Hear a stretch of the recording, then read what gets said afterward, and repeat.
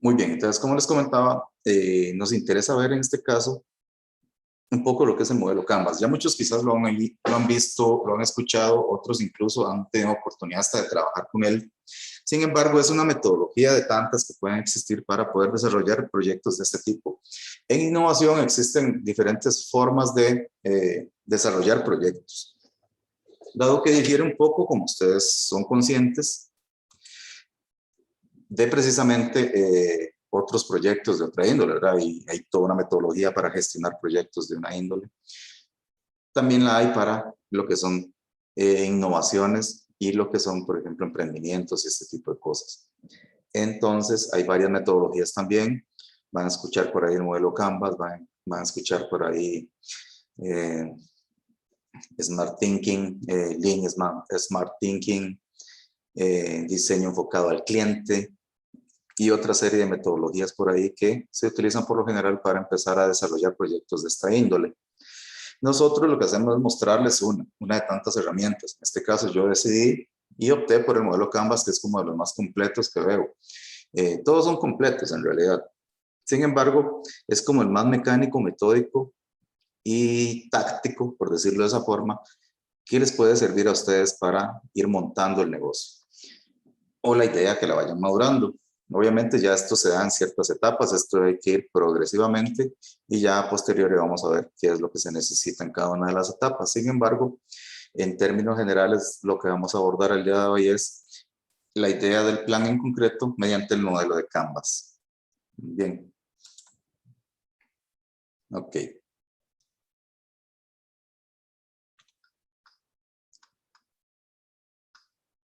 Okay. Aquí viene la definición del modelo Canvas, ¿verdad? Prácticamente es una herramienta estratégica, ¿verdad? Que usan mucho los emprendedores y que les ayuda a modelar todo lo que es la iniciativa empresarial. ¿Por qué? Básicamente, chicos, se van a dar cuenta que Canvas en realidad significa lienzo. Para los que han pintado y usan acuarela o usan óleo o usan acrílico, lo que sea, y pintan con pinceles y toda esa cuestión, el bendito lienzo en realidad es el Canva, ¿verdad? Entonces es un lienzo en blanco en el cual yo empiezo a dibujar. En este caso vamos a tener un lienzo, obviamente quizás no en blanco, pero sí con ciertas divisiones. Esas divisiones son las que vienen en blanco y son las que yo me voy a encargar de llenar. Esas divisiones, que son 9 en total, representan una parte de todo el modelo de negocio en la cual yo tengo que hacer definiciones ahí. Yo tengo que empezar a definir ciertas áreas. Puesto que mi idea no basta con que sea brillante en sí misma, el hecho de que sea muy novedoso el producto que yo estoy vendiendo.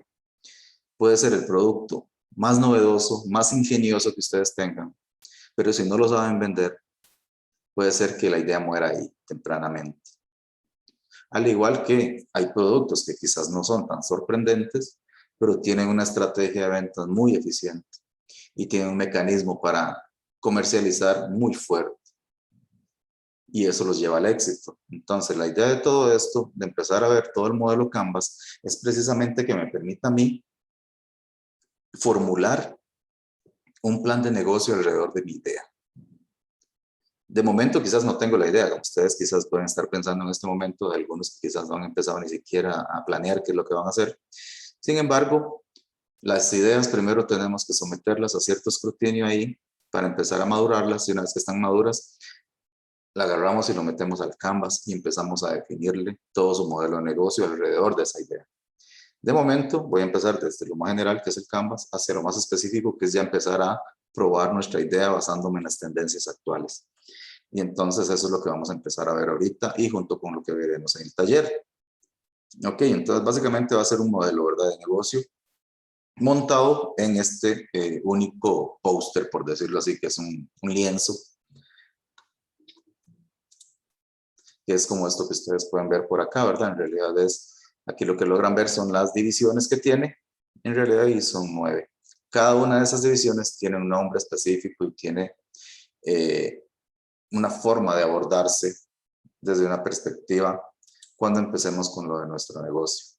Tienen incluso un orden que sugiere cuáles son las partes que yo tengo que empezar a abordar de acuerdo a cómo vaya avanzando el negocio. Entonces yo tengo que primero formalizar ciertas cosas dentro de ese orden para poder establecer las que siguen. Entonces vean ustedes que la metodología desde el inicio, con el simple hecho, ya me va guiando.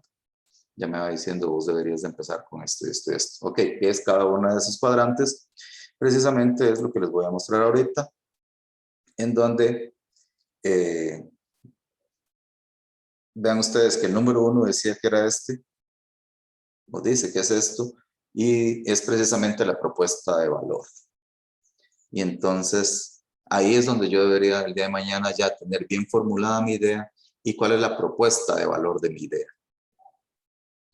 Ya nos tocará dentro del taller ver cómo nosotros hacemos una propuesta de valor.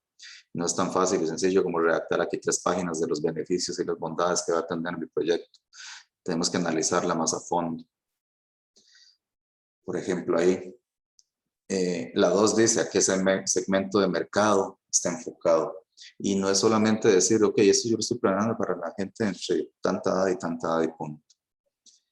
Porque el simple hecho que yo defina un nicho de mercado no quiere decir, y una población específica, no quiere decir que lo que yo esté vendiendo de verdad le atraiga a esa población. Puede ser que yo lo esté planeando para parejas casadas entre los 20 y los 40 años y resulta que a ellos no les interesa eso, resulta que tiene más pegue en la gente de más de 40, qué sé yo, y solteras. Entonces imagínense, puede variar mucho las condiciones, ¿verdad? Del segmento de mercado, entonces tenemos que saber también cómo enfocarnos ahí. Podemos tener una idea de que esto yo lo estoy pensando para gente quizás como yo o los, qué sé yo, la población hipster actual de entre 30 y 40 años que tiene un nivel económico alto, bla, bla, bla, lo que sea, y tenemos que ver cómo funciona entre esa gente. Entonces, si yo lo planeo para ese tipo de población, pues tendré que hacer ciertas averiguaciones a ver si de verdad eso tiene pegue y todas esas cosas. Entonces, esto tenemos que irlo trabajando puntualmente y por etapas. Ya después empieza con cosas muy relacionadas, digamos, a todo lo que es la mecánica que tiene que tomar en consideración el modelo de negocio como tal. Ok, por ejemplo, aquí donde está el carrito, lo que me dice es, ok, ¿cuál es el método de distribución que vos te a utilizar para precisamente distribuir ya sea su idea, su bien, su producto, su servicio? Entonces ahí es donde ya empiezan como a hacer esas preguntas que son un poco incómodas, que si usted no las tiene bien definidas ahorita y contempladas en futuros presupuestos para poder echar a andar un negocio, le van a trabar su idea en cualquier feria, en cualquier lado de hecho. Entonces la idea es que nosotros vayamos bien entrenaditos en estas cosas por aquello que nos topemos a alguien que pueda ser incluso un inversor potencial en nuestra idea y en el cual nosotros decimos, ah, no, mira, es que nosotros ya tenemos, por ejemplo, conversadas, hay 2 flotillas de camiones específicas allá que se pueden encargar de hacernos el transporte de todos estos productos que nosotros vamos a estar haciendo por allá. Incluso se habló con ellos para que nos dieran este financiamiento en facilidad para los pagos y todas esas cuestiones. Ellos viajan al centro al área metropolitana, en el caso de ustedes que son de San Carlos, por ejemplo, 2 veces a la semana y ellos se van a encargar de distribuir en diferentes puntos y no sé, ¿verdad? Evaluar ciertas condiciones que pueden tener al menos la parte de distribución. Relaciones con los clientes, también esto hay que manejarlo. De hecho, hay una parte del taller que se enfoca en esta parte, también lo van a aprender a hacer. Y por ahí vamos, ¿verdad? Entonces vamos a ir viendo cosas desde los costos, cómo voy a generar yo los ingresos, si es directamente mediante la venta de este producto, si es mediante derechos, si es mediante acciones de mi empresa, si es también mediante algún tipo de publicidad y ese tipo de cosas, ¿verdad? No sé cuántas maneras de generar ingresos tiene su idea. Y esa es como una de las preguntas más importantes, no a estos niveles, obviamente, sino ya cuando ustedes vayan a avanzar. Porque cuando ya ustedes tienen todo esto claro, van a tener que buscar el primer financiamiento. Y los primeros financiamientos, ahí lo van a ver ustedes, es conocido como las 3 Fs, ¿verdad? El Friends, Family and Fools, ¿verdad? Entonces, los únicos que les van a prestar plata a ustedes, dado que no tienen nada formal, ningún banco les va a prestar plata. Entonces, los únicos que les van a prestar plata en estos inicios es sus amigos, sus familiares o los tontos, como dice. Pero eso es el Friends, Family and Fools. Entonces son las 3 Fs. Y ustedes tendrán que ver cómo arrancan con eso. Y con ese dinero ustedes o consumen la plata que le dieron a sus familiares, sus amigos, y al final terminan enemistados con todo el mundo. O arrancan y después de ahí ya formalizan un poco y ya llevan esto a aceleradoras, que son las que se encargan de ver el potencial que tiene su idea y ver si le pueden invertir ahí. Pero ya eso lo vamos a ver más adelante también. Igual ahí tienen que ver recursos clave y otro tipo de cosas que dentro del modelo ahí se van a ir explicando paso a paso cada una de ellas. De hecho, este lienzo que ustedes ven acá es el último que nosotros llenamos. Ni siquiera es el primero, lo pongo el primero para explicarlo, porque es hacia donde queremos ir. Pero en realidad empezamos desde muy atrás y abajo. Vamos a empezar con cómo generar la propuesta de valor, vamos a generar cómo entender toda esta parte de las relaciones entre los clientes y el segmento de mercado en la que estoy. Después, qué tipo de actividades son requeridas para lo que es la parte de la operación de la idea y del negocio y todo ese tipo de cosas.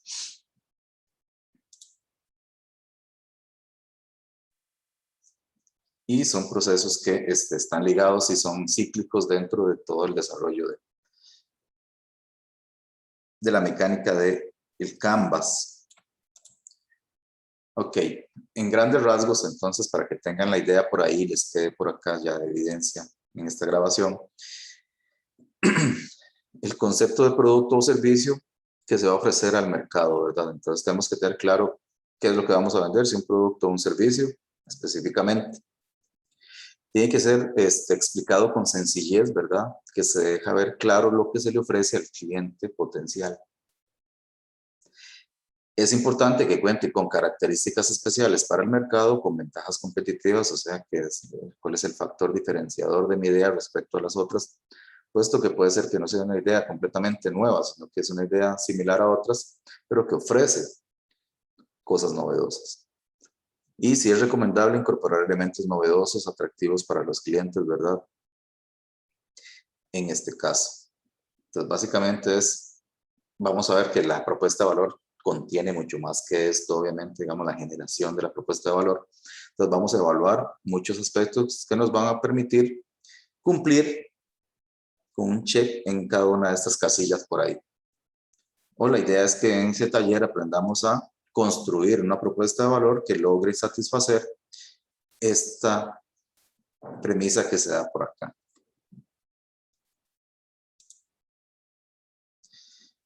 En cuanto al segmento de mercado, por ejemplo, entonces recuerden que era definir cuál es el grupo de personas a las que se les ofrece el producto o servicio. Se tiene que identificar con precisión a quiénes se dirige la propuesta empresarial, el segmento o nicho de mercado. Y ese identificar no es que a mí se me ocurre que son ellos y punto. Ok, aquí recuerden que incluso también somos ingenieros y aquí ya nosotros manejamos una cantidad de herramientas para adquisición de datos muy grande. Entonces aquí, porque lo van a ver y todo el mundo se asusta cuando me dicen, pero es que ¿cómo hago yo para saber estas cosas? Lamentablemente usted tiene que hacer encuestas, lamentablemente usted va a tener que hacer pequeños sondeos en el mercado, en los pequeños estudios de mercado, para ver si de verdad lo que usted pretende tiene pegue en esa población que usted anda diciendo, que anda buscando. Porque esa es la única forma de que usted garantice que cuando llegue a una feria y le diga, bueno, ¿para quién estaba pensado ese producto? Ah, está pensado para amas de casa que tienen hijos en la escuela. Y resulta que, y si se tiene evidencia para demostrar que de verdad, si yo llamo ahorita a cualquier persona que es ama de casa y le pregunte que si esa idea a ella le parece bien, ella va a estar completamente al 100% de acuerdo en que eso le sirve. Y si ustedes no hicieron un sondeo previo en el cual digan, no, de todo lo que probamos nosotros, hicimos una encuesta con 80 amas de casa y de ellas el 90% dijeron que estaban de acuerdo. Entonces, esas evidencias son las que yo puedo mostrar en mi stand el día que yo defienda mi producto. Que tenemos que hacer más estudios, que tenemos que abrirlo más, que tenemos que buscar poblaciones diferentes, porque esto se hizo específicamente solo en el área de Ciudad Quesada. Ahora nos vamos a expandir a toda la Alajuela, después nos vamos a ver todo el GAM y vamos a ver cómo funciona, pero de momento, con el estudio que hicimos nosotros, podemos garantizar que, al menos en la aceptación que tiene a nivel de mercado esto, en Ciudad Quesada es de un 80 o 90%. en este grupo específico de mercado que estamos pretendiendo venderle. Y esa seguridad es la que uno pretende de ustedes en un proyecto cuando están defendiendo este tipo de ideas.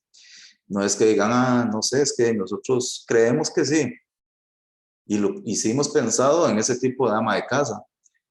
Pero digamos, aquí se necesita evidencia, digamos, puesto que esa confianza es la que requieren los inversionistas para poder soltarle plata a alguien. Si no, si yo no tengo confianza a usted, si ni siquiera usted sabe qué está haciendo y no puede demostrar que lo que dice es cierto, mejor no lo ponga. Y eso hay que tener mucho cuidado. Entonces, se debe identificar con precisión a quiénes se dirige la propuesta. También vamos a aprender a hacer un poco de eso. Algunos autores indican que este cuadrante es el más importante del modelo. Vean ustedes que esa es una gran salvedad. ¿Por qué? Porque a fin de cuentas, esa gente que está ahí en ese cuadrante es el que me va a comprar mi producto.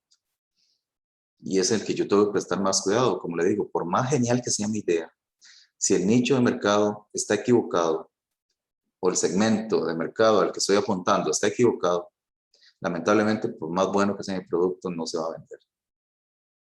Entonces hay que tener cuidado con todos esos aspectos.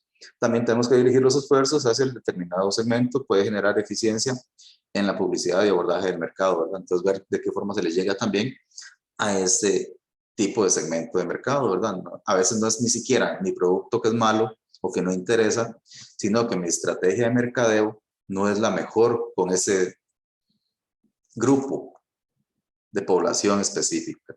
Entonces resulta que, ¿qué hago yo? Estoy gastando un montón de plata en páginas de internet para promocionar mi producto y resulta que las amas de casa no tienen tiempo de estar metidas en internet. Resulta que ellas lo que hacen es poner el radio ahí y ponen la caliente FM y ahí están haciendo oficio todo el día en la casa, por ejemplo.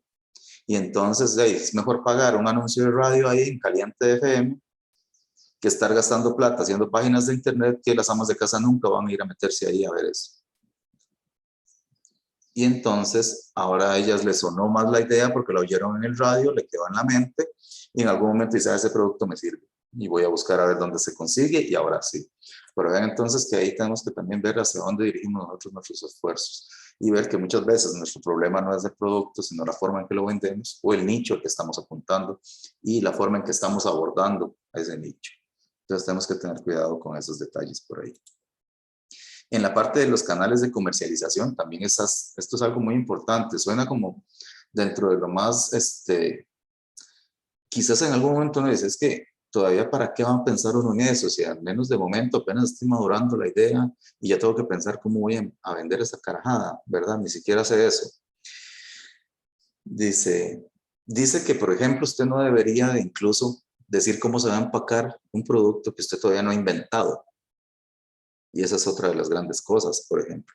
Entonces, qué sé yo, si yo invento algo y ese invento, tengo apenas los prototipos, se supone que yo no debería de publicar, digamos, en una página para entrar a un Quick Start, por ejemplo, un Kickstarter, que son aceleradoras o crowdfunding, digamos, que son las que prestan plata para estas ideas y ellos rejuntan dinero para que usted tenga, digamos, el arranque inicial.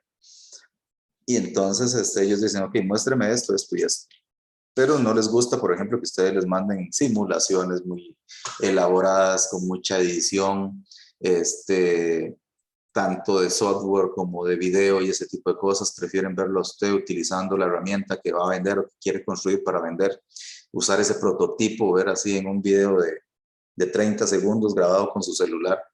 Los crowdfunding a veces prefieren ver eso, que usted le mande 4 o 5 simulaciones en SolidWorks, en 3D, con renderizados y todas esas cosas,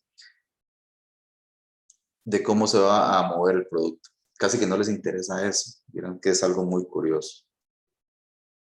Pero digamos, ya eso es un aspecto propio de los crowdfunding, por ejemplo, y del corte de Kickstarter, por ejemplo. Hay otras que sí son un poco más minuciosas en lo que piden y lo que solicitan. Ok, en los canales de comercialización propiamente entonces son esfuerzos necesarios para que el producto llegue a los clientes, ¿verdad? Tenemos que pensar entonces cuáles son mis canales de distribución. Ok, y ahí vamos a empezar repartiendo esto en carritos o vamos a subcontratar, por ejemplo, quien nos reparta.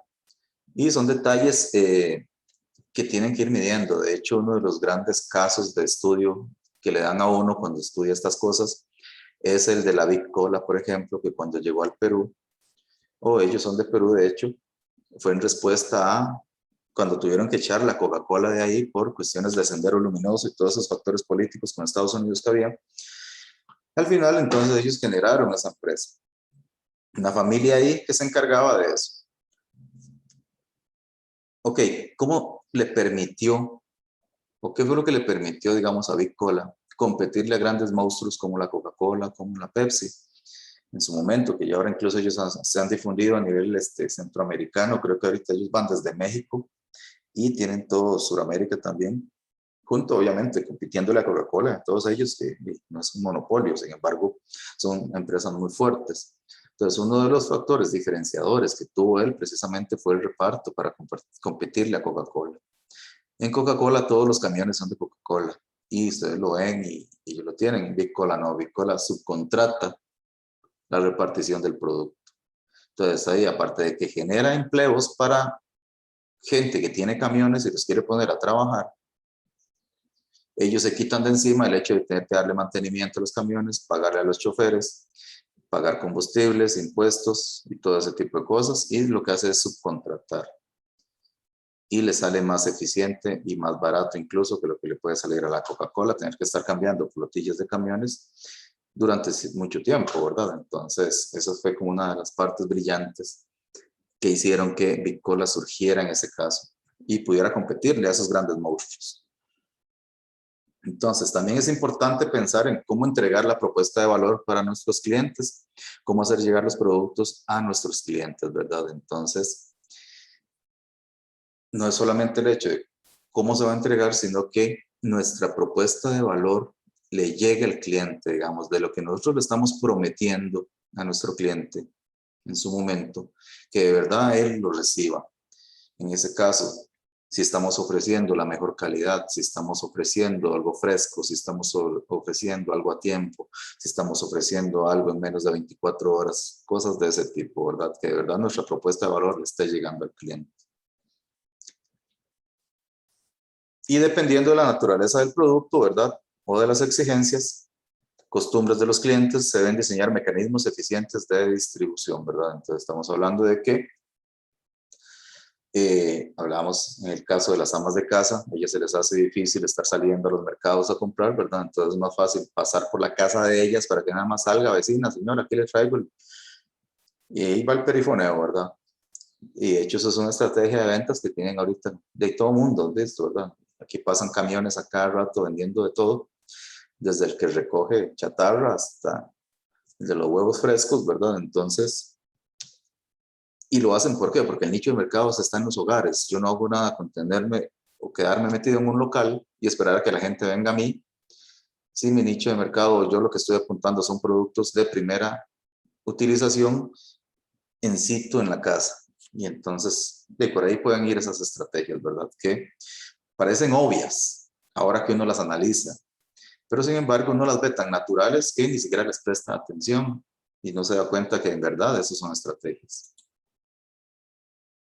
Las relaciones con nuestros clientes, ¿verdad? Entonces, aquí son estrategias para interactuar con el segmento del mercado elegido, ¿verdad? Tenemos que empezar a ver cómo le llegamos de verdad al corazón de esos clientes para que nos elijan. ¿Cómo nos ganamos ese corazón, verdad? ¿Cómo competimos nosotros con los diferentes productos sustitutos, con las diferentes competencias que tengamos para realmente atraer a nuestros clientes y que ese cliente se quede conmigo? Eso es prácticamente todo un proceso de enamoramiento, por eso está ese corazón ahí. Y es importante conocer al cliente, ¿verdad? Cuáles son sus opiniones, tanto negativas como positivas, y dar respuesta a esas inquietudes, ¿verdad? Que esa es otra de las cosas. Hay que tomarse el tiempo dentro de esas encuestas que ustedes en algún momento van a hacer, no solo para determinar si el segmento en el que están apuntando es el correcto, sino que ese segmento ustedes los retroalimente también. Y les digan, bueno, sí, a mí me gusta ese producto, pero en realidad me gustaría que tuviera esto y esto también, o que esto, la verdad, para mí no es esencial, se lo podrían eliminar. Y ese tipo de retroalimentación es la que se tiene que hacer y por lo general no la hacen. O piensan que solamente la opinión de 2 o 3 personas del grupo que estamos aquí trabajando en la idea y creemos que eso nos va a parecer a todos. Y lamentablemente, a menos que ustedes mismos sean quienes van a comprarlo, puede ser que todo el mundo tenga ideas diferentes, ¿verdad? Y percepciones distintas. Obviamente la idea es tratar de cumplir la mayoría de ellas que se pueda para satisfacer al cliente. No todas van a poder cumplir, no todas van a tener expectativa de solvencia, pero en la medida de lo posible deberíamos de considerar esas cosas y esas opiniones, ¿verdad? Entonces es recomendable generar esas emociones para que precisamente la gente sienta ese sentido de pertenencia hacia el producto, ¿verdad? Se identifique con el cliente, van a ver que hay muchos tipos de clientes, ¿verdad? Diferentes tipos de clientes, hay compradores de un tipo y de otro. Sin embargo, generar ese sentido de pertenencia a nuestro producto, a nuestro servicio, tenemos que ver cómo lo promovemos nosotros mismos. Y la tecnología, por ejemplo, ofrece muchas oportunidades para diseñar o implementar estrategias de interacción con nuestros clientes, ¿verdad? Básicamente eso es como llamar al cliente hacia nuestra mesa, ¿verdad? Para mostrarle nuestro producto y todo ese tipo de cosas. Las fuentes de ingreso, lo que pide básicamente este modelo Canvas, es primero que nada las acciones, actividades que generen dinero para la empresa. Ok, de todo ese producto o servicio que usted va a desempeñar, ¿cómo va a generar dinero? O sea, usted no puede depender, o sea, su negocio no puede depender única y exclusivamente de la venta de ese bien que usted está desarrollando en tiendas. Entonces, si ese es el único bien que usted vende y solo eso puede vender y de hecho solo por ahí va a ganar plata, en el momento que ya usted no pueda vender eso, va a dejar de ganar plata. Y esa idea de negocio, usted la lleva a cualquier empresario que quiere invertir, desde ahí le va a decir no. Así de simple. Porque es una única fuente de ingreso que usted tiene en su proyecto y eso no le sirve a nadie, ni siquiera a usted para ser operativo. Entonces yo tengo que buscar qué alternativas tengo para generar dinero con mi idea, no solamente con el bien la venta del bien o del insumo que yo esté vendiendo, sino que también tengo que generar otras alternativas que generen ingresos, aunque sean menores, pero que vengan de diferentes fuentes, que me permitan a mí diluir los costos entre otras cosas y no ser completamente dependiente de la venta del producto final, que en cualquier momento, como les digo, puede decaer un poco y no permitirá ser levantado, sino que nos obligará a reconstruir. Pero si tenemos todo un órgano alrededor de él que genera también ingresos, va a permitir ir invirtiendo en la mejora del producto y ese tipo de cosas. Entonces son como reglas básicas de negocios que se ven mucho en cursos, obviamente, de administración de negocios y ese tipo de cosas. Sin embargo, se los dejo como por ahí para que lo tengan presente, básicamente. Les comento que es importante determinar el valor que están dispuestos a pagar los clientes y eso es muy importante por productos o servicios ofrecidos. Y este es un detalle que nosotros por lo general tampoco hacemos nunca. Nosotros decimos, ok, ¿cuánto vale su idea? ¿Cuánto vale su producto? ¿En cuánto usted lo va a vender? Y entonces ya nosotros como buenos ingenieros ya nos enseñaron a calcular costos de producción, nos enseñaron a calcular el costeo, nos enseñaron a calcular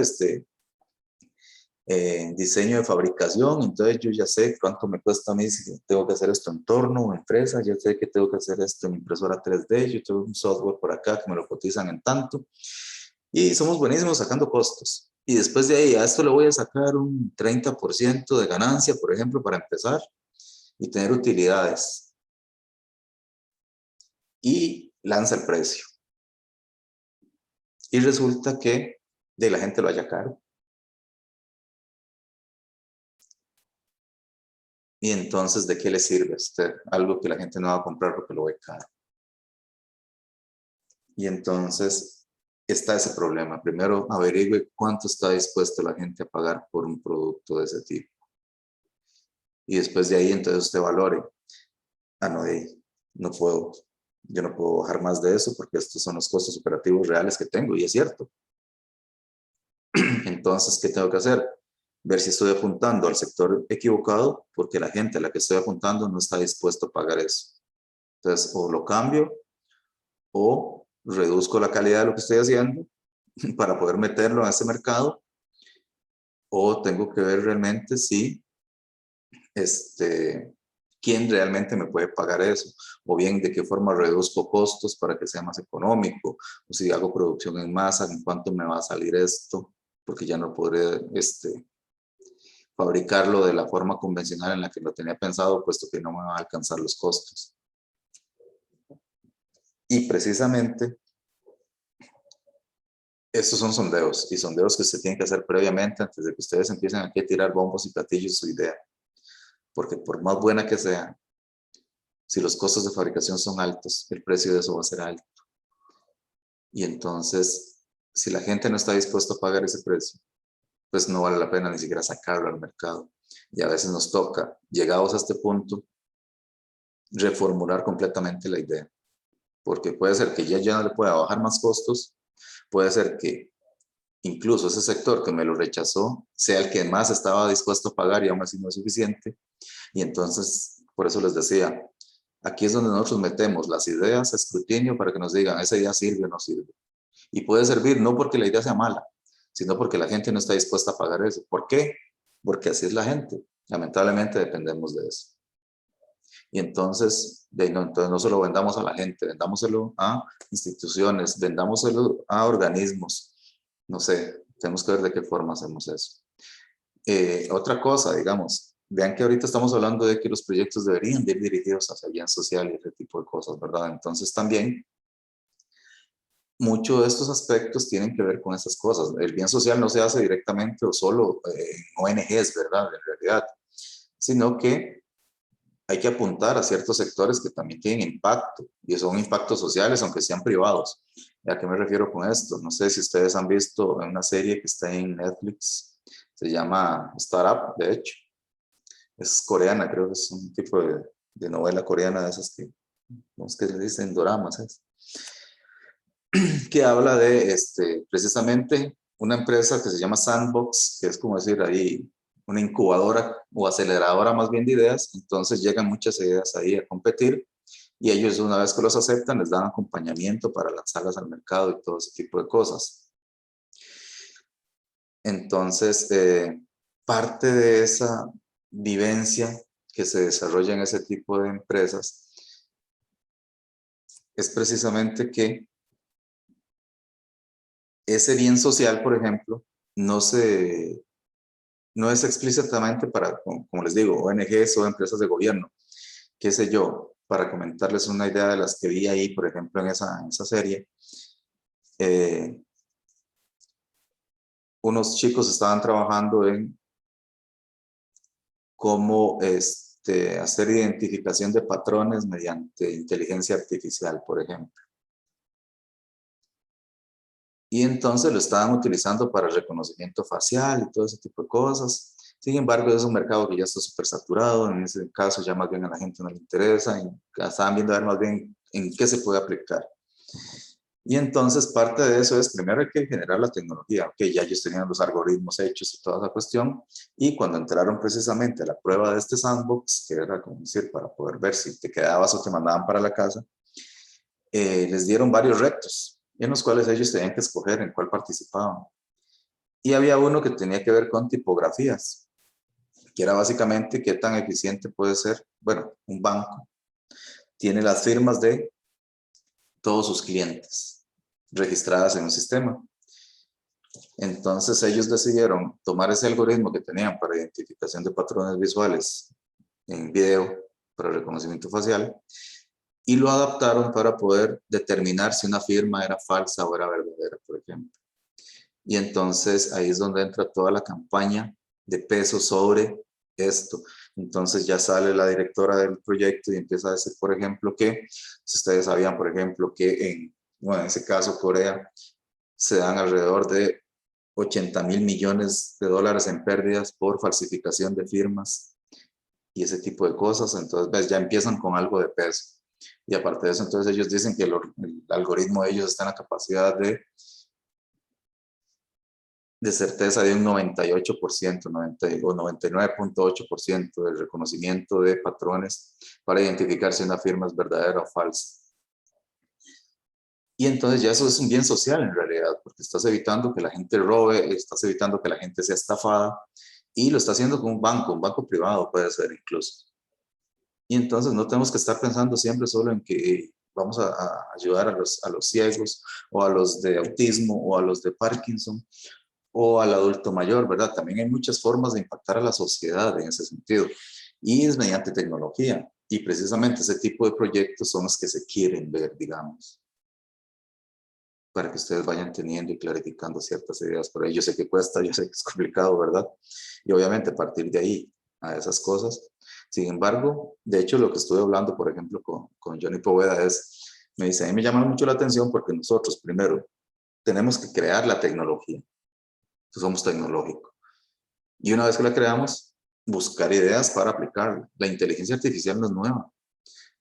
Lo que es buscar patrones de reconocimiento visual mediante algoritmos de genéticos o de lógica difusa o de lo que sea que se utilice, ya eso es tecnología, ya eso es conocimiento que se ha creado. Hemos hecho investigación, hemos hecho desarrollo en esas cosas, pero ahora sí busquémosle un uso a eso. Y un uso que impacte, por ejemplo. Y entonces es curioso, vieron que la serie a mí me llamó la atención al principio, bueno, sí tiene toda esa parte romántica, ¿verdad? Como en todas las series que le ponen en la parte romántica ahí, ¿verdad? Siempre hay la parejilla, que se enamoran y todo, pero otra parte que me llamó la atención en ese mismo capítulo, creo que se da de esa serie, hay dos hermanas que están compitiendo ahí, entonces realmente ellas se llevan mucha ley, no sé qué. Resulta que el otro equipo, digamos, escogió el mismo reto, por ejemplo, en este caso el reto de ellos les dan solo la tipografía. La tipografía es como decir, ok, les voy a dar esta base de datos y ustedes tienen que ver qué carajos hacen con esa base de datos. Inventen un proyecto con eso. Entonces, los primeros chicos hicieron con el algoritmo de inteligencia artificial que ellos manejaban, cómo determinar si una firma era verdadera o era falsa, con un 98.8% según ellos, ¿verdad? De eficiencia. El otro equipo decidió generar tipografías nuevas. ¿A qué se refiere eso? Se refiere a que, por ejemplo, las tipografías, al menos en Japón o en Corea y en ese tipo de lenguajes que utilizan kanjis, ya están muy definidas, digamos. Y entonces, el trazo, por ejemplo, llevémoslo a Word. Cada una de las fuentes que aparecen en Word ya tienen su registro prácticamente de marca, le pertenecen a Microsoft, y de hecho ahí se dieron pleitos con Apple y Windows por esas mismas cosas, ¿verdad? Con Microsoft por ese mismo pleito, ¿verdad? De las tipografías que ya existían y no sé qué. Y entonces, realmente ahorita, si usted quiere diseñar una tipografía, por ejemplo, requiere de cerca de 3 meses y requiere de no sé cuántas personas que trabajen en todo ese aspecto. Entonces ellos hicieron los cálculos de ahí y era otra millonada de plata. Entonces, por ejemplo, ellos generaron con ese algoritmo de inteligencia artificial una forma de que usted pudiera generar tipografías nuevas con solo 256 caracteres. Y entonces era interesante porque entonces ellos generaron una forma de generar tipografías que iba a economizar mucho el hecho de sentar a 3, 4 expertos en litografía, en trazo, en diseño y todas esas cosas para que pudieran diseñar una tipografía, por ejemplo, para una fuente de algún comercial, de algo que usted quiera patentizar, de su propia empresa o lo que fuese.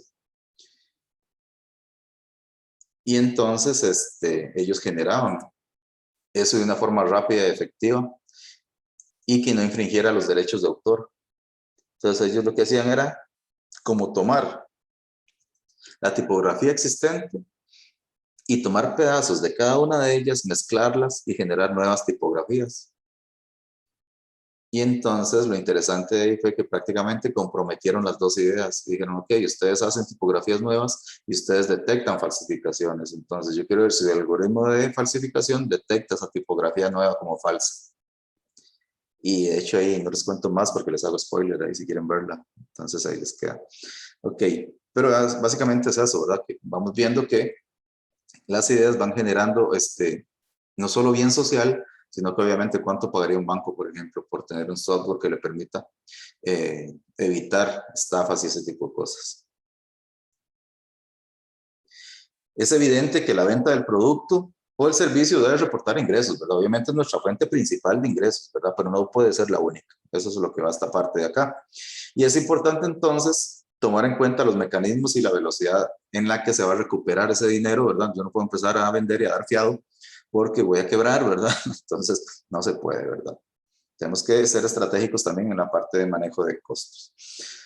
Recursos clave, ¿verdad? Aquí es básicamente activos y personas indispensables para la elaboración y venta del producto o servicio.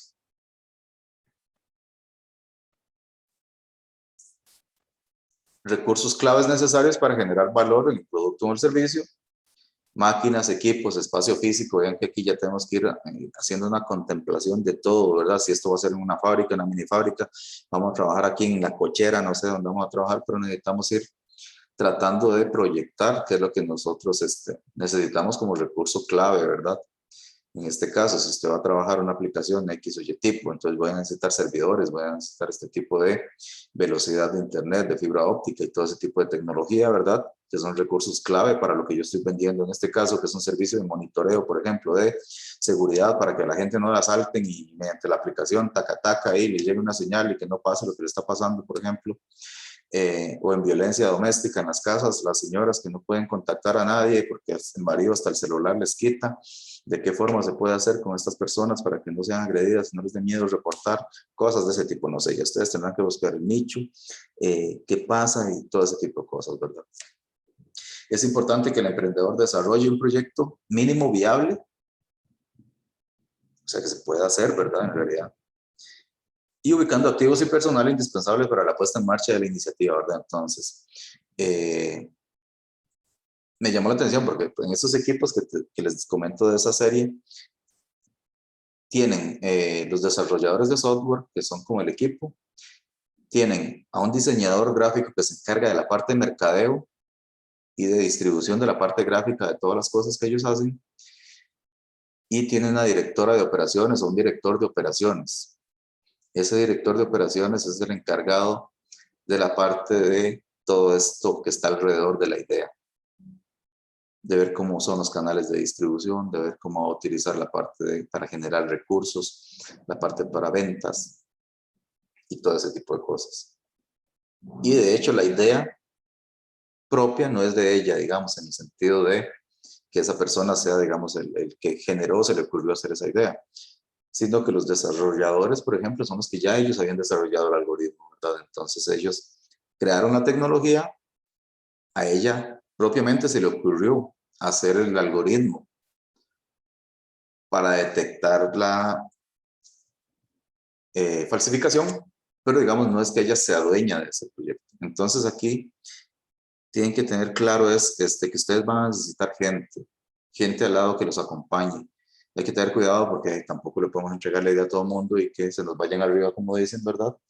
Sino que ustedes tienen que tener gente de confianza y eso sí, tienen que ser muy cuidadosos también, ¿verdad? Porque ocupan gente clave y que es indispensable para ustedes, que tenga más experiencia que ustedes en ventas, que tenga más experiencia que ustedes en desarrollo de aplicaciones, que tenga más experiencia que ustedes en forma de mercadear y de administrar, etcétera, ¿verdad? Entonces nosotros tenemos que ver en qué somos buenos y qué vamos a aportar dentro del proyecto, pero también hay gente que nos tiene que colaborar, puesto que nosotros no podemos hacerlo todo. Y eso tenemos que ser claros.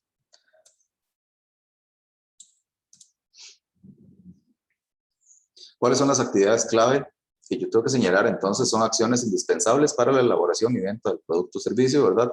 Creo que ya ustedes sí son muy expertos en lo que son la gestión por procesos y ya ustedes sabrán, ¿verdad? Cómo se divide toda la parte desde la adquisición de los materiales hasta la parte de agregar valor al producto, hasta la parte de empaque y distribución y cadena logística de todo ese tipo de cosas. Creo que en este caso todas esas actividades ustedes saben hacerlas para atrás y para adelante y mapearlas de la mejor manera. Entonces aquí ustedes son expertos en la materia, aquí ustedes sí pueden aportar bastante. ¿Qué actividades indispensables para generar valor a productos o servicios? Lo que estamos hablando, ¿verdad? Como yo para construir y cómo agrego valor precisamente a las materias primas que voy a requerir o a los insumos o bien al servicio como tal. Y también se debe tomar en cuenta todos los procesos internos de la organización, ¿verdad? Tanto productivos como de comercialización. Entonces creo que toda esta parte es sencilla para ustedes de entender. Sin embargo, a nivel de idea, se puede desarrollar a grandes rasgos, ¿verdad? En forma muy general, dado que todavía, digamos, no se cuenta con un mapeo formal de procesos. Sin embargo, vean ustedes que cuando ya hay empresas que tienen años de trabajar y ni siquiera tienen sus procesos mapeados, por ejemplo. Y es precisamente porque nacen, empiezan a producir y estas partes, por ejemplo, se dejan de lado, porque la persona que arrancó la empresa ni siquiera es ingeniero en producción y no sabe cómo mapear un proceso. Empezó con un administrador, una contadora y un par de programadores y ellos desconocen toda esta parte. Entonces ahí ustedes sí pueden tener mucha influencia en un proyecto. Socios clave. Obviamente, aliados externos para el desarrollo de procesos productivos y de comercialización. Siempre es bueno buscar un mentor y eso cuesta mucho, obviamente, ¿verdad? Eso no trabajan gratis y es gente que te va a vender conocimiento o te va a dar conocimiento de gratis tampoco, ¿verdad? Nadie te lo va a decir, a menos que sea su papá, su mamá o su padrino o algo así. De momento nadie les va a soltar nada gratis, como dicen, ¿verdad? Entonces sí tenemos que tener aliados externos claves y la idea es el día de mañana, por ejemplo, que estos proyectos puedan ir a un PITS, por ejemplo, y en el PITS ahí se consiguen esos aliados externos. Por ejemplo, inversores, otros emprendedores, gente de academia y ese tipo de cosas, ¿verdad? Entonces, que les pueden dar a ustedes cierto apoyo en ciertos procesos, ¿verdad? En este caso, buscar esos mentores, a menos que sean instituciones que se dediquen a brindar esa mentoría, ¿verdad? Cuesta bastante conseguirlo, ¿verdad? Para que lo tengan ahí presente. Dice que es necesario identificar socios estratégicos, tanto como proveedores, clientes, inversionistas y toda esa parte, ¿verdad? Entonces ya ustedes sí pueden hacer un estudio un poco más profundo para empezar a detectar los clientes estratégicos, ¿verdad? Porque llama muchas veces la atención, ¿verdad? Que uno dice, ok, uno ve un proyecto por allá en el que dice, ok, vamos a usar un Arduino para hacer tal y tal cosa. Y entonces uno dice, Arduino por sí solo la marca es cara, la mandas a traer a Estados Unidos, tienes que buscar un proveedor. ¿Quién te lo va a vender? Ok, entonces resulta que hay una alternativa china que es más barata y te da las mismas funcionalidades para lo que yo lo ocupo. Y entonces tienes que empezar a ver qué estrategias haces. Y resulta que te sale más barato mandarlo a traer a China que comprarlo en Estados Unidos. Obviamente la marca Arduino comparada con la marca china cambia todo, pero ahí tenemos que empezar a ver cómo nos movemos en este mundo. Porque necesitamos ganar dinero y ese tipo de cosas, ¿verdad? Igual, entonces voy a necesitar que buscar proveedores. Lo mismo pasa con clientes, ¿verdad? Resulta que yo lo que estoy haciendo no solamente le va a servir al nicho de mercado que yo pensé en un momento, sino que ahorita se me ocurrió que también eso yo se lo puedo vender no solamente a este tipo de personas, sino a otras. Y entonces por ahí ya me surge otra idea. Inversionistas, obviamente, eso es lo que más busca uno o cualquier persona que emprenda, ¿verdad? ¿Quién crea en su idea para que le genere el dinero para empezar? Y representantes del Estado, ¿verdad? Relacionados con aspectos operativos y de permisos y ese tipo de cosas, ¿verdad? Que ya tiene que ver con la formalización de empresas y todo ese tipo de cosas. O también, digamos, aspectos de ayuda, por ejemplo, digamos. Hay entes que se dedican a dar dinero a empresas y a proyectos y emprendimientos. Pero necesitamos formalizarlo, necesitamos correr un poco. Necesitamos gente que ya esté produciendo, que eso es por lo general lo que te dice el gobierno. O sea, usted no puede llegar con una idea en papel a decir, ok, dame plata para hacer esto. No lo van a, no, nadie les va a dar nada. Pero si ya ustedes lograron conseguir un pequeño capital o lo están jugando, se le dice, bueno, aquí está mi herencia, voy a jugármela, voy a mandarme con esto. Y ya una vez que arranqué, reporto utilidades, voy al banco y le digo, ok, esta es mi empresa, está generando esto y esto y esto, ¿cuánto me pueden prestar ustedes por eso? Estas son las proyecciones que hay en cuanto a ventas, estas son las ventas del año pasado, estos son los reportes de gastos y de costos, necesito que ustedes me financien, entonces ahora sí, vaya a buscar ayuda del gobierno, vaya a buscar ayuda de bancos y las otras aceleradoras también. Entonces ahí van buscando diferentes inversionistas. Tienes que contar con buenas relaciones con los socios, ¿verdad? Que puede presentar una importante fortaleza para la empresa. Ok, Ya esto tiene que ver aspectos mucho más allá, ¿verdad? Estamos hablando de que cuando ya una empresa se cotiza y se valora, ya empieza a tener un conteo de acciones. Y las acciones obviamente se valoran en cierta cantidad de patrimonio que pueda tener la empresa, justificando sus gastos y sus costos y su proyección de ventas. No es que se van a poner a calcular todo eso. Sin embargo, tienen que ser conscientes de que cualquier persona que se acerque en algún momento quizás dice, bueno, ok, yo te voy a prestar plata. Y es más, no me tienes que pagar. Pero eso sí, yo quiero ser el dueño del 5% de las acciones o del 2% de las acciones de la empresa suya. Si la empresa quiebra al final, de ni modo, pierdo la plata. Pero si la empresa surge y es exitosa, mis acciones van a ganar valor. Y en el momento que yo quiera venderlas, las puedo vender por un precio mucho más alto de lo que le estoy prestando ahorita. Y entonces hay que tener cuidado también de cómo se maneja ese tipo, porque no puedes andar ofreciendo acciones a diestra y siniestra, ¿verdad? Solo para que te presten plata. Cosas de ese tipo, ¿verdad? Entonces tenemos que tener socios clave y no que gente que quiera simplemente aprovecharse de nosotros en algún momento. Costos. Dentro de los costos, ¿verdad? Hay implicaciones financieras del desarrollo de procesos productivos y de comercialización. Creo que ustedes son expertos asiduos también en calcular costos de varios tipos. Se debe tomar en cuenta las erogaciones necesarias para que el negocio funcione, ¿verdad? Costos de producción, gastos operativos imprevistos y cada costo o gasto necesario para el proyecto que no se tome en cuenta en el momento de planificar reduce las ganancias previstas, ¿verdad? Es lo que estamos hablando de costos ocultos hundidos por ahí que tampoco nos podemos obviar, ¿verdad? Tenemos que ser conscientes de que todo debe estar debidamente tipificado dentro de nuestras cuentas de ingresos y egresos, ¿verdad? Todo lo que es el activo y el pasivo, todo tiene que estar bien documentado para no esconder nada. Y no solamente el día de mañana que tengamos que presentar esto ante Hacienda, sino que precisamente para no tener que camuflar o maquillar informes falsos de algún tipo para demostrar una salud de nuestra empresa que quizás no existe, ¿verdad? Entonces eso no es correcto, antiético completamente. Profe, una consulta. Dime. Acerca de los socios de la pestaña anterior. Por ejemplo, si uno busca un socio que le presta algún tipo de dinero y ya queda con un 5% de la empresa, cuando esa empresa empieza a generar ganancias, el 5% de esas ganancias percibidas son de ese socio. No, eso se genera después, digamos. Ustedes ya cuando tengan junta directiva, hay reunión de socios y ahí van a determinar cuál es el porcentaje de utilidad que le va a corresponder a cada socio.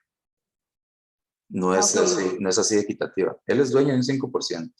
Ese 5% simplemente le dice, usted es el dueño del 5% de las acciones. Si las acciones en este caso son 100, entonces tiene 5 acciones suyas, punto. Eso es todo. Y si la empresa ahorita la vendemos en 100 millones, a usted le tocan 5 millones, punto. Y eso en el caso de que se liquide la empresa. Pero en el caso siempre que se liquida una empresa es dele a los proveedores y obviamente si una empresa se va a liquidar es porque está quebrada. Y si está quebrada, casi que el socio sale con las manos atrás o que no le toca nada. Entonces, ya ahí entraríamos en otras cosas, digamos. Está bien, vos vas a recibir dividendos, dado que sos accionista de la empresa, y entonces, precisamente, esas acciones tuyas, que corresponden a un 5%, son parte del patrimonio de la empresa. Entonces, la empresa la está utilizando para financiarse con los bancos y decir, préstame en plata. ¿Me entiendes? Entonces, eso es como decir, yo soy el dueño del 5% de la empresa, pero esa empresa prácticamente está comprometiéndose con el banco y si no le paga, el banco la recoge. Y yo pierdo ese 5% en realidad. Entonces, yo sería como un fiador ahí en realidad, que al final voy a recibir dividendos siempre y cuando la empresa esté produciendo y generando utilidades y ya se haya negociado por ahí cuánto le va a tocar a cada cliente, a cada socio, si le va a tocar por la cantidad de acciones que maneja, por la cantidad de aporte que ha hecho, etcétera, ¿verdad? O sea, se reparte parejo igual a todos, no sé, ya eso se discutirá en junta directiva. Pero sí hay que ser conscientes que por lo general, ya el caso específico es, por ejemplo, que vos te quieras retirar y diga, ok, yo ya no quiero formar parte de acá, te quiero vender mis acciones. Y entonces las acciones están tasadas a lo que diga el mercado en ese momento, no al costo total de la empresa como tal, ¿verdad? Sino que ya usted tendría que meter eso a la bolsa y ver, por ejemplo, si son empresas de tecnología, en este caso, por ejemplo, cada acción de su empresa vale $7, por ejemplo, y usted tiene el 5% de las acciones, y las acciones en este caso no sé cuántas serían, y resulta que usted en total de acciones tiene, no sé, $15,000 apenas. Y usted se las quiere vender a alguien y se las compra a ese precio. Usted dice, no, hombre, muy poquillo, mejor no las dejo. Y si algún día valen más, yo las vendo. Que de hecho eso es lo que hace la gente ahora con lo bursátil, ¿verdad? La gente lo que hace es empezar a vender, contratan gente, es el trending, ¿verdad? Que es el famoso choché, todo ese tipo de cosas. Les enseñan a la gente a leer los diagramas de proyecciones de ventas y de acciones que van, cómo se van a mover en el mercado. Y ellos dicen, por ejemplo, usted tiene que vender cuando se va acercando al piso de la banda inferior del límite del precio de las acciones durante un proceso de subida. Y tiene que comprar cuando está en el proceso de bajada, porque eso se mueve como ahí, como una triangular ahí rarísima. Entonces, bueno, ya eso es todo análisis de forecast y toda esa cuestión, ¿verdad? Hay cursos completos de toda esa cuestión, pero eso ya es análisis, digamos, de bolsa y financieros y esas cosas. Pero ya eso es jugar con las acciones, digamos. Sin embargo, uno dice, bajo la promesa de que esto algún día llegue a valer más, obviamente, ¿verdad? Y yo quiero retirarme en algún momento, le digo, ok, les dejo mis acciones, ojalá esas acciones valgan $2 millones. E incluso ahorita usted puede meterse y creo que hasta le venden acciones de Amazon, le venden acciones de otros. Claro que son tantísimas, ¿verdad? Que en realidad los porcentajes son tan pequeños por acción, que es muy poco, ¿verdad? Pero así es como se juega eso de las acciones. Entonces es como una promesa de venta de alguien que te voy a ayudar ahorita, pero págame con acciones, no importa. Lo que tiene que tener cuidado la empresa o la persona que tiene la empresa es obviamente no desprenderse de más del porcentaje de acciones que le corresponden, porque sí se necesita al menos el 51%, ¿verdad? Para considerarse el dueño de la empresa y que obviamente los otros socios tengan menos para que si todos deciden retirarse, yo no permita que eso suceda. Entonces, por lo general, el dueño de la empresa, que es el que tiene el amor hacia la empresa, se va a encargar siempre de mantenerla funcionando, no dejarla quebrar y ese tipo de cosas, porque si usted lo deja en manos de otros socios, van a preferir liquidarla y cada uno jalar con su parte. Y eso es lo que pasa muchas veces, ¿verdad? Entonces, tienen que tener cuidado por ahí. Ok. Aquí hay una frase motivacional de Peter Drucker que dice que los planes son solo buenas intenciones a no ser que se conviertan en trabajo duro, ¿verdad? Entonces, a esto hay que trabajarlo, ¿verdad? No solamente basta la idea, sino que hay que meterle trabajo, hay que meterle sudor y a veces hasta lágrimas, ¿verdad? Entonces, el lienzo del modelo de negocio es el más conocido a nivel mundial y el que evidenció que su utilidad de forma masiva como una forma de crear valor para el negocio. Entonces, se ha convertido en un estándar por su amplia implementación y adopción y permite entender, diseñar y diferenciar sistemáticamente la propuesta de valor. Aquí lo podemos ver, de hecho ustedes van a poder encontrar un lienzo como este para el taller que van a realizar en los documentos que se les van a hacer llegar posteriormente ahí cuando tengan que empezar con el desarrollo del taller. Obviamente este póster está minimizado acá, pero si esto ustedes lo descargasen, digamos, es un póster grande, digamos, se puede imprimir hasta en 4A, no sé, en 1A, creo que es el formato de plano más grande. Y estos talleres se deberían trabajar físicos, ¿verdad? La idea sería que nosotros agarremos y peguemos este póster en la pared y cada uno con unos post-its empecemos a llenar acá ese tipo de cosas mediante lluvias de ideas. Entonces ustedes en equipo se reúnen y empiezan a discutir cada uno de esos aspectos con estas cosas que yo he comentado, por ejemplo. Entonces ustedes tienen que empezar a llenar esos aspectos. El taller va a ser exactamente igual, solo que lo vamos a hacer de forma virtual, no vamos a poder hacerlo así en vivo, dadas las circunstancias, ¿verdad? Pero sí vamos a tener que hacerlo. Y recuerden que este va a ser el último que llenamos. Es importante tener al final ya ustedes lo van a llenar ya con Pilot, por decirlo así, ya quedar fijo, no con Post-it. Porque es importante no solo que ustedes lo presenten así como lo ven en el stand de ustedes cuando tengan su proyecto. Porque esto no lo entiende la gente que no llevó el taller. Entonces, yo no hago nada con poner esta foto del modelo de negocio en mi stand y en mi stand van a entrar un montón de gente que quizás nunca ha llevado este tipo de cursos y no sabe qué es un lienzo Canvas. ustedes deberían de expresar todo lo que está dentro de este lienzo Canvas en su página de proyecto para que se vea de forma implícita, no así explícita, ¿verdad? No voy a poner estos son mis socios clave, no voy a poner estas son mis actividades clave, no voy a poner esta es la propuesta de valor, no. Todo eso tiene que ir de forma implícita en una página web, pero usted sí tiene que tenerlo claro. Porque el evaluador, para evaluador, cuando entra a verlo, le va a decir, mira, ¿y cuáles son las fuentes de ingresos que ustedes pretenden obtener con esto? Y usted dice, bueno, nosotros hemos valorado esto, esto, esto y esto. Y punto. Cosas de ese tipo, pero a veces hacen la consulta y yo les digo, esto es importante que lo tengan, porque este es el que va a hablar todo sobre su proyecto. Pero yo no espero que usted agarre esta foto y me la pegue ahí en el sitio web cuando yo les diga, este va a ser el stand suyo de la feria. Porque esto no le va a agregar valor a alguien que desconoce esto. Pueden manejarlo ustedes al interno de su empresa y pegarlo ahí para que se motive cada vez que pase y lo vea. Pero nada más. Ok. Lo primero que tenemos que hacer entonces, antes de llenar esto, es precisamente el paso 1, que era generar la propuesta de valor. ¿Cierto? Entonces, existe un lienzo para la propuesta de valor. No estoy hablando de este es el lienzo Canvas de la propuesta de negocio, del modelo de negocio. Hay otro lienzo que yo puedo usar para generar la propuesta de valor. Y es precisamente el lienzo de la propuesta de valor. Y este se enfoca en entender los bloques del modelo anterior de cara al cliente, ¿verdad? Entonces busca entender las actividades habituales relacionadas con las necesidades que intentamos solucionar, los dolores de cabeza y los beneficios que se experimentan.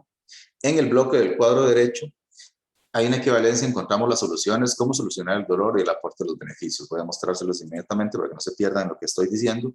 Este es el lienzo de la propuesta de valor. Entonces yo antes de poderme llenar el Canvas sin hacer nada aquí, yo tengo que empezar es por esto. Es más, ni siquiera este está como el tercero. Recuerden que aquí voy de atrás para adelante. En la parte derecha dice que yo tengo que hacer mi propuesta de valor. Prácticamente es abarcar el punto 1 del lienzo del Canvas, ¿verdad? La propuesta de valor. Y la otra parte redonda del otro lienzo era el segmento de mercado. Entonces yo voy a atacar mediante ese lienzo esta parte de acá y esta parte de acá. Para establecer entonces la propuesta de valor, yo necesito tener clarificado cuál es mi producto y cuál es el servicio que voy a vender, lo que se conoce como creadores o generadores de alegrías, los aliviadores de frustraciones, y eso va a ser la propuesta de valor que yo le voy a dar al cliente. En el cliente yo tengo el segmento de mercado, entonces aquí yo tengo que especificar cuáles son las cosas que realice al cliente que le pueden ayudar o que le generan más bien frustraciones y le generan alegrías. Entonces, la idea es que mi propuesta de valor trate de maximizar las alegrías que pretende el cliente y le alivie las frustraciones que el cliente también percibe. ¿De qué? De todos los productos y servicios que él ha utilizado y que le han generado, digamos, a través del tiempo. Es lo que él piensa o ha pensado. Entonces hay toda una mecánica para realizar este ejercicio también, ¿verdad? Entonces ahí se les va a ir diciendo poco a poco. Este es otro taller aparte también, un taller específico en el cual se hace solo esta parte y se empiezan entonces a abordar. Entonces ya ahí se les dice, ok, creadores de alegrías, y se les va a decir específicamente qué son, qué tiene que evaluar usted específicamente, qué preguntas debería hacer usted en el cliente para poder diferenciar cuáles son esos generadores o creadores de alegrías y todo ese tipo de cosas. Ok, antes de eso, nosotros debemos generar más bien un mapa de empatía. Entonces, antes de tirarle a una población específica y decir, este es mi segmento de mercado y voy a ver qué lo frustra y qué lo alegra, primero tengo que ser empático y entonces voy a buscar el mapa de empatía que me va a permitir a mí ponerme en el lugar del cliente para entender aspectos clave de la percepción y de la experiencia, puesto que a mí se me hace difícil, desde mi perspectiva, ver quizás algo que el cliente no ve, puesto que es mi proyecto. Esto es como tener un hijo, ¿verdad? Es como el bebé de uno. Entonces, el bebé de uno nunca lo ve feo, ¿verdad? Ve feo a los otros, pero el de uno es bonito. Entonces, uno no le encuentra defectos, ¿verdad? Entonces, ese tipo de cosas Pasa lo mismo con los proyectos, ¿verdad? Necesitamos que la gente de afuera sea quien lo valoren, pero digan, no, es que esto me sirve, esto no, prefiero tal cosa o tal otra. Entonces, este bendito mapa de empatía se trabaja de diferentes formas. Yo tengo que ver qué oye el cliente, ¿verdad? Esto es respecto a ciertas tendencias que pueden haber a nivel de los productos y servicios que van a utilizar. Entonces, la idea es que nosotros induzcamos este análisis a nuestros clientes. ¿De qué forma, verdad? No de una forma tan directa como hacer un cuestionario y le voy a preguntar, mira, ¿qué es lo que le dicen sus amigos a ustedes, los productos tecnológicos, por ejemplo? ¿O qué le dice su jefe? ¿O qué le dicen las personas influyentes a usted de que cuál es la mejor aplicación que usted debería utilizar para tal cosa?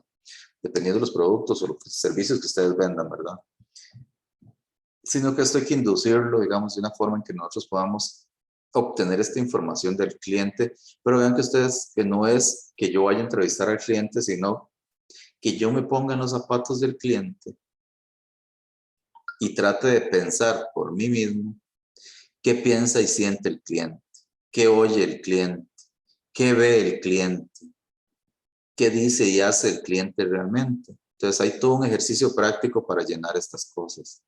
Y viene un ejercicio desarrollado, viene información, incluso un caso guiado de ejemplo para que ustedes lo vean y puedan hacerlo. Entonces ustedes lo que hacen es tomar su propuesta de innovación, su producto, su servicio, su propuesta de valor como tal, y la someten a este tipo de mapa de empatía, a ver si ustedes están dejando por fuera algo que quizás sea importante. Entonces ya después van a entender un poco más los lienzos, digamos, de estos mapas. Hemos visto tres que son el mapa de el modelo de negocio, el lienzo de la propuesta de valor y este que es el mapa de empatía. Que como les decía, lo que hace es ponernos a nosotros en el lugar del cliente para entender aspectos clave de la percepción y la experiencia. Y esto lo conduce a clarificar todos los esfuerzos como los resultados que hace. Es una herramienta enfocada en tendencias de consumo desarrollada por Trending Watching y permite entender tanto la tendencia como el consumidor e identificar oportunidades de innovación.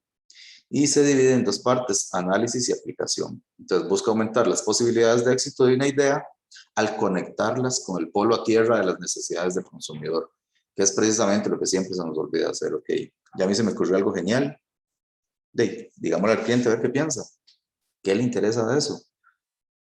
Y eso es precisamente lo que a veces no hacemos, digamos, a veces nos casamos con la idea desde que nace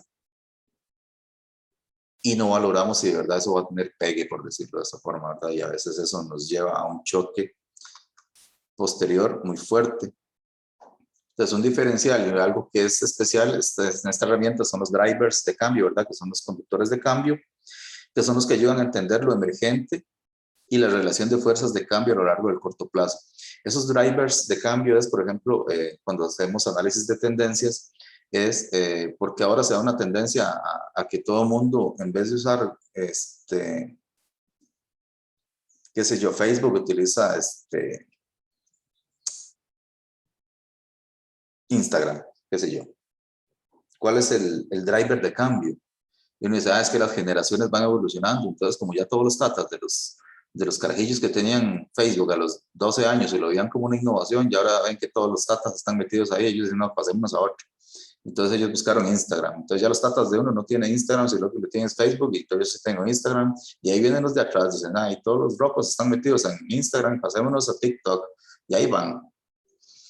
Y entonces esos son precisamente los drivers de cambio, son conductas sociales que se generan, que generan los cambios y hacen que precisamente emerjan relaciones de cambio a corto y a largo plazo en la utilización de productos y servicios, por ejemplo. Y esa es una herramienta muy potente si se apalanca en los productos y servicios de las empresas, por ejemplo. Entonces así funciona muchas veces eso, ¿verdad? Precisamente este es el mapa de tendencias de consumo. Este también se va a utilizar, en este tenemos que empezar nosotros a definir cuáles son las necesidades básicas y deseos profundos del consumidor, satisfacer esa tendencia. Ya esto sí lo podemos hacer directamente nosotros con estudios. Entonces, aquello que les decía yo, que ustedes tienen que definir en el lienzo de aquí arriba,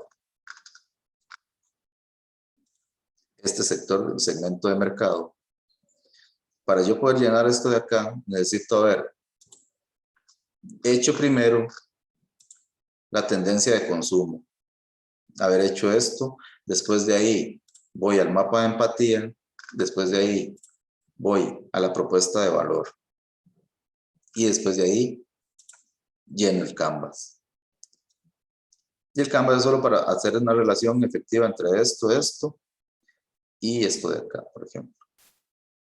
Los canales en sí como tal, no, porque ya es muy técnico en realidad, digamos, y estos otros aspectos operativos de aquí, pero esta parte es la que está bien madurada, entonces para eso se somete a la revisión de, por ejemplo, el cuadro de tendencias de consumo. Entonces este también tiene una aplicación y en el cual yo puedo empezar a hacer investigación ya de mercado y decir, ok, cuáles son las expectativas de consumo emergentes que hay, qué es lo que la gente quiere consumir ahora, y ahora la gente quiere consumir contenido multimedia, por ejemplo, y lo que quiere son videos de 1 o 30 segundos, por eso TikTok está pegando, o lo que quiere es, por ejemplo, tener una cartilla de menú de contenido que usted ve lo que quiere en el momento que quiere, y por eso Netflix ahorita es un éxito, y salió Disney, y salió HBO, y salieron un montón ahí, porque es un modelo de negocio que está resultando ahorita, son las expectativas de consumo. Causantes de cambio, eran esos drivers que hablábamos, ¿verdad? Que ha hecho que eso cambie, ¿verdad? Precisamente la tecnología, precisamente las generaciones que van cambiando y ese tipo de cosas, tienen que ustedes analizar ese tipo de detalles, ¿verdad? Cómo y dónde aplicar esta tendencia. Esto se les va a dar material para que ustedes entiendan más a profundidad cada una de estas partes, entonces no se preocupen si aquí se los explico en forma rápida, puesto que esto es parte del taller, como les decía. Entonces vamos a ver por semana una de las partes y hay que leer un poquitillo de ahí para tener un poco más claro el asunto, pero sí van a tener un poco, digamos, de ayuda o de soporte al menos bibliográfico para que sepan qué se pone acá en la parte de inspiración. Dice, por ejemplo, cómo está aplicando el resto de empresas esta tendencia, ¿verdad? Entonces, obviamente ahí de empresas es directamente cuáles son sus competidores. Entonces, si yo lo que estoy haciendo es una empresa de tecnología o de otra cosa, tendría que poner ahí cómo está haciendo, por ejemplo, la empresa tecnológica de vanguardia en ese aspecto y cosas de ese tipo. Entonces, aquí la idea es tener esas tendencias previamente analizadas para que de ahí podamos salir con nuestra innovación, o sea, nuestro producto, nuestro servicio como tales es. Pero hemos evaluado necesidades básicas, causantes de cambio, expectativas que tiene la gente, cómo lo está haciendo la competencia y las mejores prácticas, cuál es el potencial de innovación que presenta en nuestra empresa, nuestro producto específicamente, para quién se está dirigiendo esto, según nosotros y nuestros clientes, y si ya hicimos el trabajo de preguntarles a ellos, por ejemplo, con qué grupos de clientes podríamos aplicar esas tendencias o qué tendríamos que cambiar para que entre a cierto grupo de mercado u otro no, etcétera, ¿verdad? Entonces, es bastante laborioso en ese sentido, pero prácticamente es lo que nos va a ir aclarando nuestra idea. Por último, y este sí es el último que se utiliza, es la pizarra de valoración.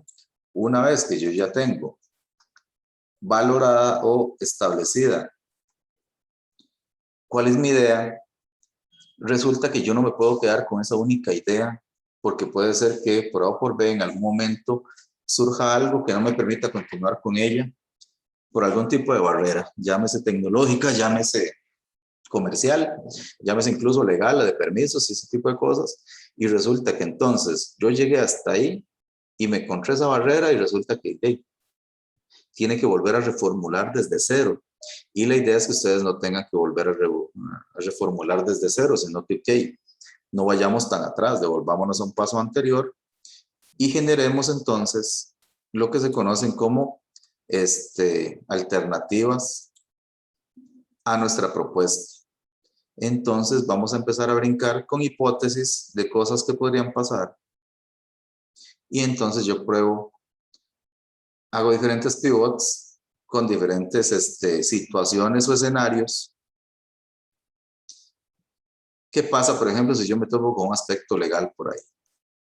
Entonces, si yo tengo un aspecto legal que no me permite continuar con esto, ¿qué debería de hacer yo? Ok, voy a empezar entonces a revalidar Esto para venderlo por otro lado o para comercializarlo de otro tipo de forma, dado que de esta forma no me permiten venderlo, cosas de ese tipo. Entonces yo tengo que ir generando ese plan B y ese plan C.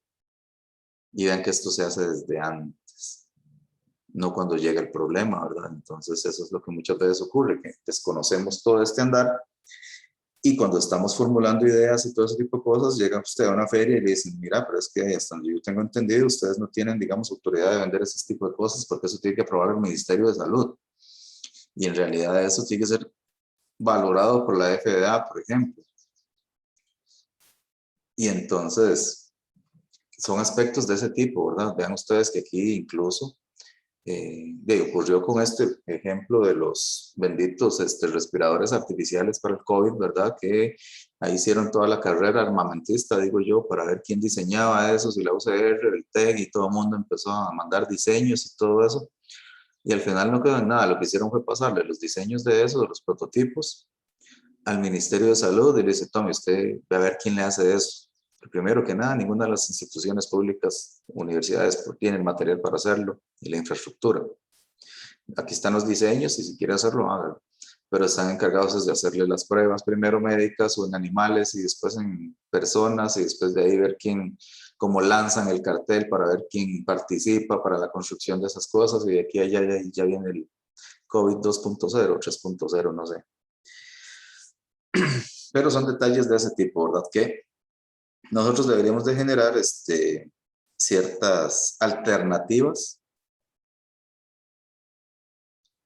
de escenarios, por ejemplo, que pueden ser negativos y de qué forma entonces nosotros podemos ir